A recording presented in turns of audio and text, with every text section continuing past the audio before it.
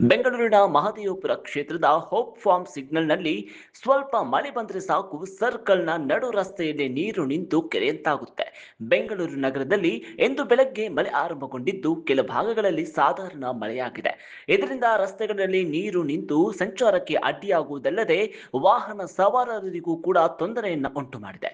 ಸಾಧಾರಣ ಮಳೆಗೆ ಈ ರೀತಿಯ ಪರಿಸ್ಥಿತಿ ನಿರ್ಮಾಣವಾದರೆ ಇನ್ನು ಧಾರಾಕಾರ ಮಳೆ ಬಂದರೆ ಪರಿಸ್ಥಿತಿ ಊಹಿಸಲು ಸಾಧ್ಯವಾಗಲಾರದು ಎಂಬುದು ತಪ್ಪಾಗಲಾರದು. ಇದಕ್ಕೆ ಸಂಬಂಧಪಟ್ಟ ಪುಟ್ಟ ವರದಿ ಇಲ್ಲಿದೆ ನೋಡಿ.